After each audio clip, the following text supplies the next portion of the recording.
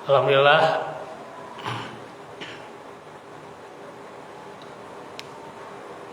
salatu wassalamu ala Rasulillah wa ala alihi washabihi wa man tabi'ahum bi ihsanin ila yaumiddin. Asyhadu an la ilaha illallah wahdahu la syarikalah wa asyhadu anna Muhammadan abduhu wa rasuluh alladzi la nabiyya ba'dah. Alhamdulillah, ikhwatu fillah, di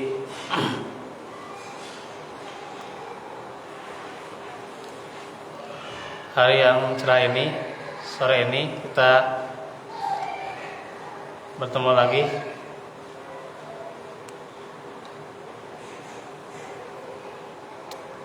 dalam melanjutkan pelajaran fikih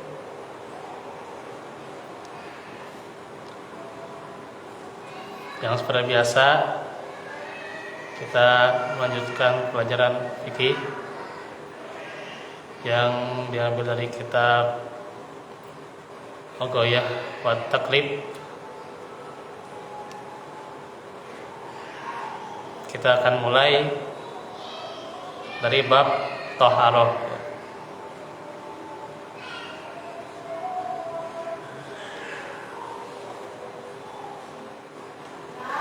Ada sebuah rahasia yang tentunya harus kita ketahui. Kenapa kitab-kitab fikih itu mulai dari pembahasan thaharah ya. Kita pasti tahu gitu ya, seperti Bulughul Maram kan mulai dari thaharah juga ya. Terus juga di antaranya juga kalau buku-buku fikih dikata saja di persis ya, seperti risalah salat ya, mulai itu juga dari thaharah dulu ya.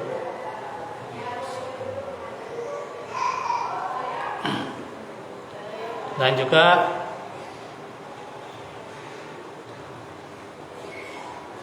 buku-buku fikih lainnya, kitab-kitab fikih ya, pasti ya itu memulai dari pembahasan thaharah. Itu ada rahasia tersendiri kenapa mulainya dari bab thaharah ya, atau kitab thaharah, yakni terkandung penjelasan adab ya, adab niat belajar bagi penuntut ilmu syar'i ya.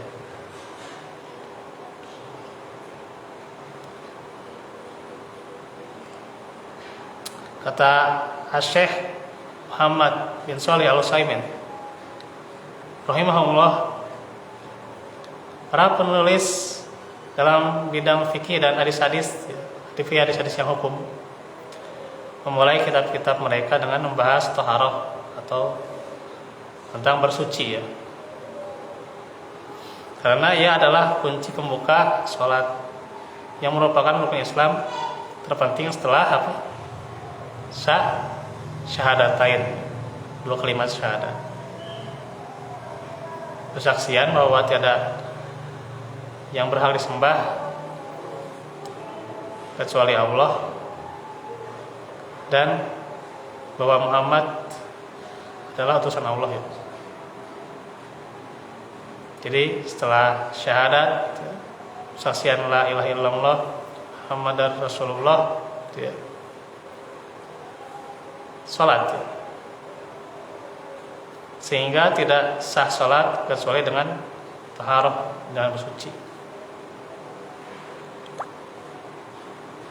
Dan taharah itu membuka ya dari segala ibadah itu ya. Di antaranya ya, tidak hanya sholat ya, tawaf itu kan harus punya wudu ya. Ya, tawaf. Membaca Quran lebih bagus ya, sunnah dengan wudu ya. Karenanya kalau baca Quran tidak memakai wudu, yaitu kurang beradab sebenarnya itu ya. Gitu. Ya, karena itu firman Allah juga.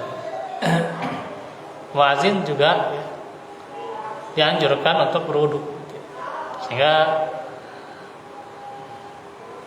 lebih bagus ya. Walaupun kedudukan wudunya itu tidak wajib ya, tapi karena membaca dari lafaz-lafaz yang mengandung kalimat apa itu thayyibah ya, maka lebih bagus berwudu. Zikir juga lebih bagus berwudu. Begitu juga doa lebih bagus punya wudu ya.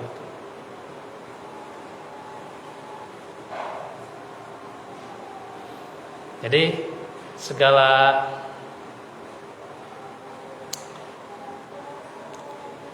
amaliyah kita itu dimulai dari wudu ya. Wanita yang bersuci dari haid ya, kan itu wajib mandi ya. Itu juga kan ada dalam bab taharah. Terus juga laki-laki maupun wanita yang junub ya, setelah bercampur gitu, kan itu juga harus mandi, wajib ya itu. Perempuan yang bersih dari haid juga wajib itu mandi ya. Kalau hanya kepan enggak ya? Hah? Kalau hanya kepan enggak ya? Enggak, kalau cuman meluk mah enggak. Itu wajib mandi ya. Nah itu. Dulu Pak Agus pernah Apa? bilang kalau sudah mandi junub kan nggak usah wudu, nggak apa-apa. Iya betul. Kalau udah mandi junub nggak usah wudu. Apa yang jadi kebersihan gitu? Iya, karena kan di mandi junub juga ada wudunya. Jangan Pak Agus wajib. Iya. Sebelum kita itu memanjurkan ke seluruh badan 3 kali kan tuh berwudu dulu kalau mandi junub kan. Jadi nggak usah wudu lagi kalau udah selesai semua prosesnya.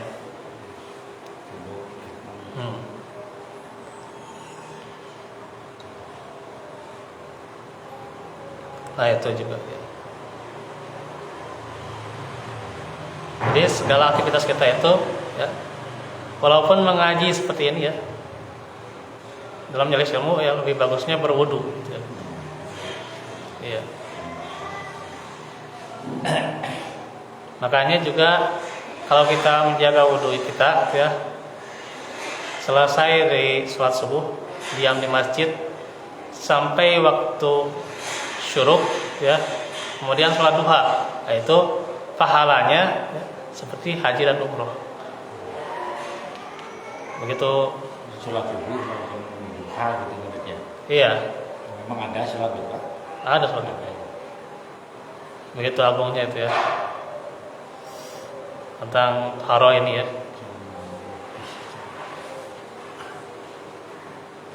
Gitu. Nah, itu secara fikih ya. Karena toharoh itu juga ada toharoh lahiriah, ada toharoh batiniah ya. Itu yang lahiriahnya. Sekarang yang batiniahnya atau hati gitu.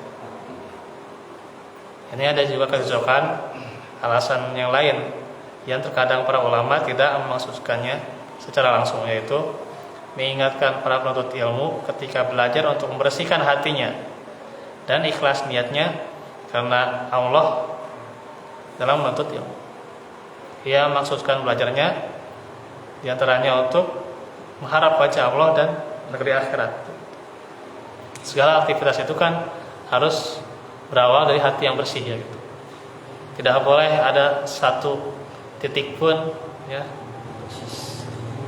hasad ya, hasad atau takabur ya, sombong ya gitu, atau penyakit hati yang lain ya.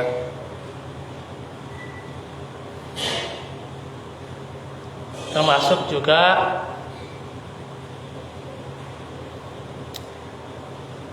akhlak yang lain kan, dalam meningkatkan keikhlasan kita itu kita harus nantiasa punya sifat maaf, lapang hati, lapang dada. Itu yang kadang sulit ya, sulit dimiliki setiap orang, susah punya hati seperti itu. Terkadang hal-hal yang remeh itu susah dimaklumi ya gitu. Susah dimaafkan hal-hal yang remeh itu, hal-hal yang kecil ya. Padahal yang dicari itu ketika seseorang ya, dia itu katakanlah punya masalah atau dia ingin menjadi orang yang beres atau dibereskan urusannya oleh Allah, adalah hatinya harus bersih, memaafkan hal-hal yang remeh, memaklumi hal-hal yang remeh itu. Ini harus menjadi catatan buat kita ya. Catatan buat kita, karena seseorang itu tidak akan diterima amalannya kalau dia 3 hari bermusuhan dengan temannya. Kalau dia memulai permusuhan itu, dia tidak meminta maaf, dia tidak akan diterima amalannya. Percuma mau amal sebagus apapun ya, baca Quran sebanyak apapun, mau setengah juz, 1 juz ya, dengan sholat sunnah ya, punya ilmu ya. Tapi kalau dia sudah memulai ya bermusuhan dengan seseorang, tidak akan Allah maafkan, tidak akan Allah terima amalannya. Sama orang Islam atau kalau sama kafir gimana? Ya sama juga sebenarnya. Ya khususnya kepada saudaranya sendiri, sama muslim ya. Ya itu ada hadisnya ya, 3 hari kalau dia bermusuhan dengan muslim gitu. Ya kalau dengan orang kafir sih kan juga ya lebih bagusnya kita tidak boleh memulai permusuhan ya. Karena kan tidak memulai perang, Rasulullah juga tidak memulai perang. Kalau adanya peperangan ya Rasulullah tidak pernah memulai perang, nggak pernah gitu ya gitu. Iya. Kalaupun ada peperangan ada sebab dari orang kafir, bukan sebab dari Islam, bukan ya. Gitu. Disebut kafir semua, Buddha, Hindu itu kafir semua. Ya pasti. Kristen. Jadi apalagi kalau dengan saudaranya sendiri ya. Kalau dia mulai musuhan duluan, dia antaranya tidak memaklumi hal-hal yang remeh gitu. Ya cuman masalah ya taruhlah kita Warisan. enggak masalah warisan, enggak, ini masalah hal yang remeh.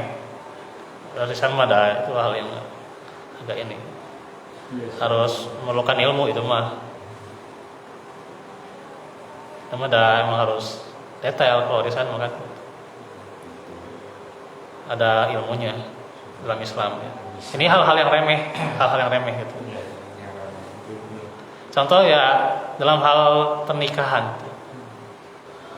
Nah, itu kita terkadang ya istri melakukan kesalahan sedikit saja, itu harus kita maafkan. Jangan terlalu dibesar-besarkan masalah yang gituan gitu ya. Masalah yang kecil tuh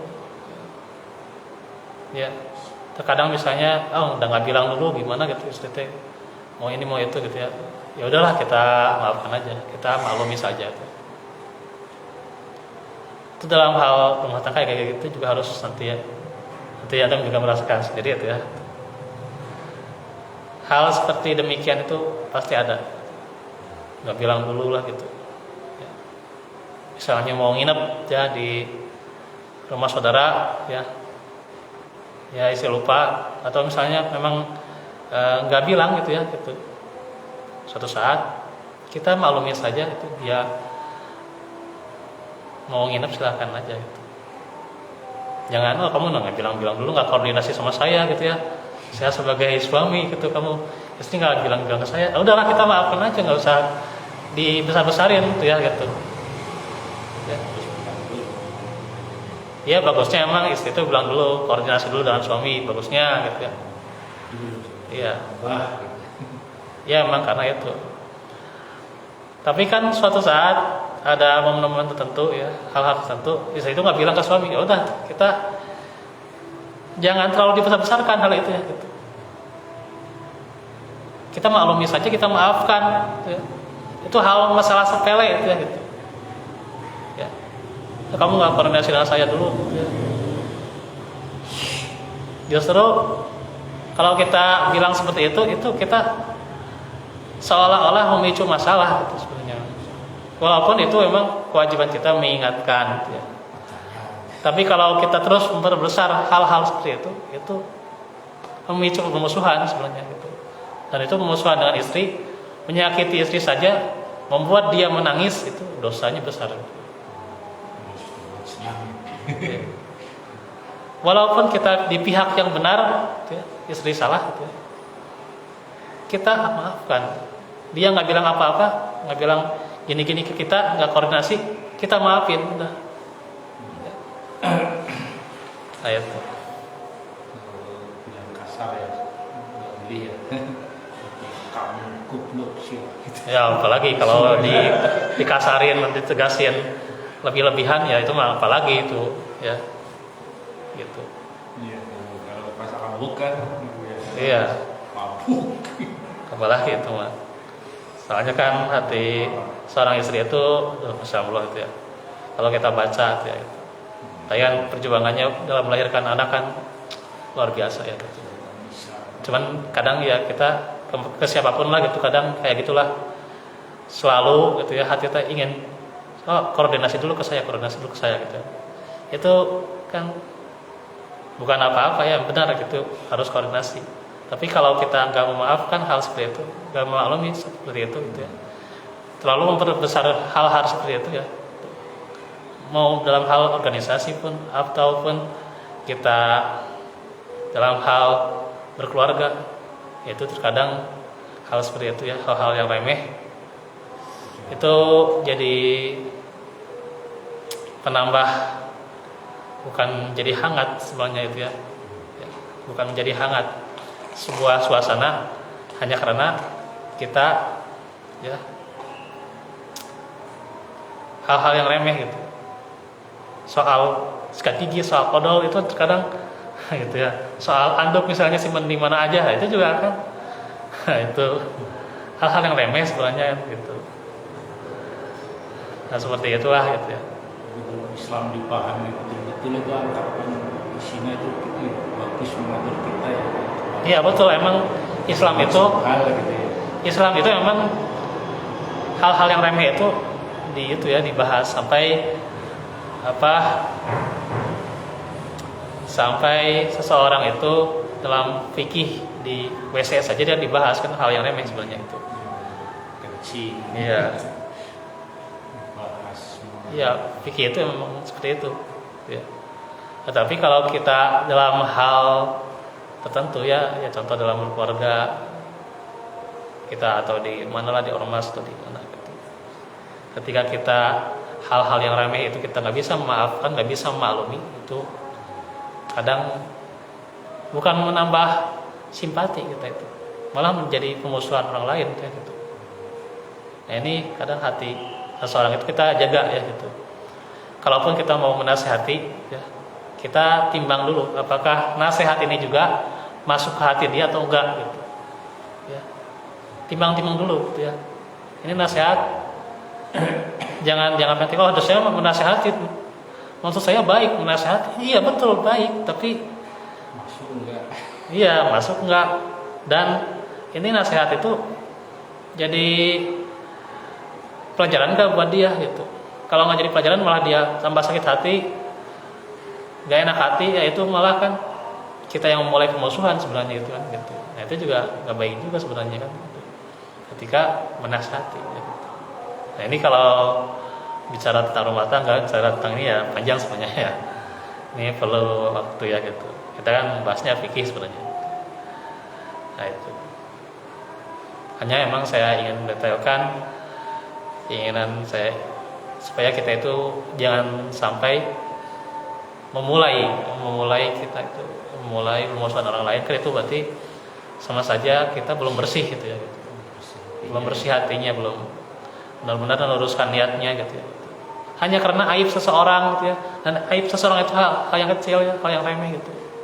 Udahlah gitu. Kita lapang hati kita, lapang dada kita, udahlah gitu. Maklumi, maafkan kesalahannya ya. Gitu. Ya. Jangan adukan dengan seseorang apalagi ya diadu-aduin. Ya, enggak. Itu bahaya itu ya. Mengadu-adukan kesalahan. Janganlah gitu. Hal-hal yang remeh itu kan nantinya malah jadi hal yang besar justru. Kan dari kita misalnya nggak memaklumi hal yang remeh malah jadi bom waktu buat kita. Ya. Jadi nantinya hal yang besar pun kita nggak bisa, gitu ya, menyelesaikannya gitu. Oleh Allah dikasih ujian yang kecil kita nggak bisa menyelesaikannya, gitu ya. Kasih ujian yang besar apalagi nantinya. Nah itu. Makanya hal-hal yang kecil, hal-hal yang remeh itu harus kita lapang hati, lapang dada, udahlah. Barangkali misalnya ketika ya contoh istri tidak koordinasi, ternyata ada orang yang dibantu oleh dia. Kok ada orang yang dibantu oleh dia ternyata lewat hal itu. Ada hikmahnya gitu. Ada hikmahnya walaupun tidak koordinasi itu ada hikmahnya gitu. Jangan jadi jadi galau gitu, kumaha gitu, jadi kacau gitu ya. Jadi apa itu namanya? Ganjelan di hati gitu. Jadi enggak itu ya gitu. Harus kuat seorang muslim itu ya, harus kuat gitu ya. Tong lebay, tong leus gitu. Wah, hirup mah gitunya gitu. Kuat gitu. Dan memang berulang-ulang gitu ya gitu. Kita itu diberi ujian gitu ya. Dengan ujian bahkan yang terdekat kita gitu ya. Punya masalah dengan kita gitu ya. Itu ujian buat kita sebenarnya. Kita harus kuat gitu ya. Bahkan kita maklumi kesalahannya gitu ya. Kita benar-benar maafkan dia gitu. Dan kalau suami punya itu ya, punya akhlak yang dia itu walaupun si istrinya nggak koordinasi nggak apa-apa gitu ya, punya kesalahan ini itulah kesalahan inilah gitu, dia nggak bilang-bilang, dia pendam, dia maafkan, bahkan dia lapangkan hatinya, itu orang yang tangguh itu dalam hal apapun ya gitu. Hal-hal yang remeh, nggak koordinasi apapun, ketika dia maafkan, ketika dia maklumi, dia orang yang tangguh. Gak usah dipendam dalam hati gitu, jadi apa gitu. Aduh. Iya itu. Saya tuh jadi itu teh gitu. Makanya kalau orang sudah benar-benar kenal Al-Quran, udah masalah hati, karena masalah hati gitu. Kita maafkan, kita lapang hati kita, lapang dada kita, gitu. Jangan jadi masalah terus-menerus di kemudian hari gitu ya gitu. Gitu. Ya. Gak usah terlalu pusing hidup mah gitu Pak. Gak usah dibawa pusing gitu. Udah pelong kita mah, pelong hati kita selesaikan gitu. Bereskan gitu. Masih banyak PR kita ya yang belum kita perbaiki gitu. Nah itu yang akan membersihkan niat juga gitu. Karenanya kan bab taharah itu supaya kita mengharapkan wajah Allah saja, kita bersihkan niat ya. Dan mengharap negeri akhirat. Dan juga yang kedua menjaga syariat Islam ya. Yang ketiga menyebarkan di tengah manusia, yaitu ketika seseorang punya hati yang bersih sebagai seorang dai gitu ya, itu ya tanpa dia mengharap amplop gitu ya, bayaran gitu ya, atau mengharap dunia atau jamaah datang pada dia, itu ganjarannya besar. Ya. Para nabi kenapa ganjarannya besar? Ya, karena dia ikhlas, ya, konsisten dalam mengajarkan ilmu.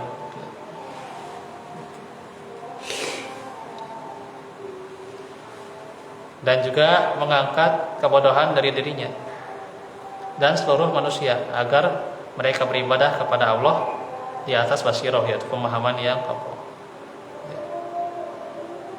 pemahaman yang kuat, ya, yang istiqomah, ya gitu. Diangkat kebodohan itu, ya. Nah itu.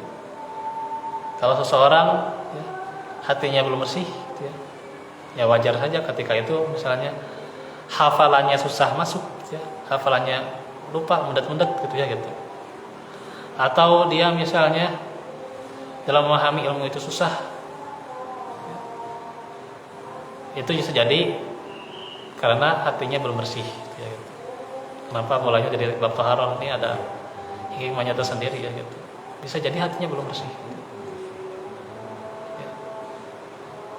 Karena itu, ya, maka jadi catatan buat kita sebagai para penuntut ilmu, membersihkan hati, bersihkan jiwa, agar tentunya kita, apalagi ya dalam masalah menuntut ilmu, kita bisa menangkap ilmu itu, ya gitu.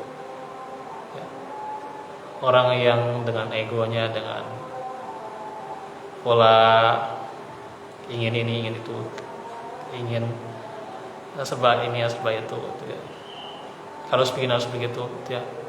Kadang dia ada yang bertindak sewenang-wenang, gitu ya. Dia wajar saja hidayah nggak masuk. Tapi ketika orang itu hatinya polos, ya dia polos, mungkin di hadapan orang lain polos dah gimana nah. Tapi dari sebab itu dia bisa menangkap ilmu, dia mendapatkan ilmu, gitu. Dia senang mendengarkan ilmu, dia senang menghadiri majelis, dia gitu. Dia kalau ada orang yang mengadakan majelis, dia semangat, ya gitu. Terlepas dari siapapun yang menyampaikannya, dia semangat. Dia ingin mendapatkan ilmu itu. Dan ilmu itu mudah masuk ketika dengan hati yang bersih. Karena itu kan di hari kiamat itu yang diterima itu adalah illa man atallaha biqalbin salim. Yang diterima itu adalah hati yang bersih, ya, hati yang selamat. Selamat dari hal apapun, ya, termasuk dari penyakit-penyakit hati.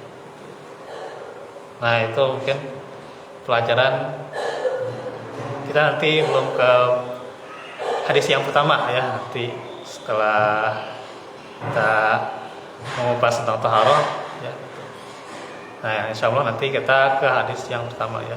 Hadis di bab taharah ini, ya, di buku atau kitab fikih, ya, Al-Ghayah wa Taqrib, ya gitu, yang dikarang oleh Abu Syuja, ya. Nah itu saja dahulu yang bisa sampaikan. Wallahu minkum wallahu fikum. Untuk nanti hari Ahad nanti dikontak aja lagi, ya. Nah kita berdoa nih waktu ijabah nih, ya, pada asar, ya, sebelum maghrib itu waktu ijabah doa di hari Jumat, ya, kita berdoa. Minggu lagi. Ya, semua nanti dikontak aja untuk hari Ahad. Kita tutup saja untuk bahasan kita dengan doa. Alhamdulillah wassalatu wassalamu ala Rasulillah. Rabbana atina fid dunya hasanah Rabbana atina min ladunka rahmah Rabbana hab lana min azwajina dhurriyyatina qurrata a'yun. Ya muqallibal qulub tsabbit qalbi. Ya musarrifal qulub sarrif. Wa masyhil li dunya yati fiha ma'as. Wajah tasatan li fi kulli khair wa mutaran li min kulli syarr. Allahumma rahmatika ajil falat kalni wa nusyid. Salli sa'ni kullahu laik. Rabbana atina lana nurana wa fil itu belayan lain kata Allahumma inna afiyata fid dunya wa inna nas'aluka afiyata fid dini wa dunya ya wa ahli wa mali wa mastur awlati wa amin lawati ini ada ya min khalqi wa an yamini wa an shimali a'udzu bi'azmatika dalam min tahti wa min nasdawat ya musarrif al-qulub sarrif qalbi. Aku lakum lihada wa astaghfirullah li wa lakum subhanaka allahumma bihamdika astaghfiruka wa atubu ilaik. Wassalamualaikum warahmatullahi wabarakatuh.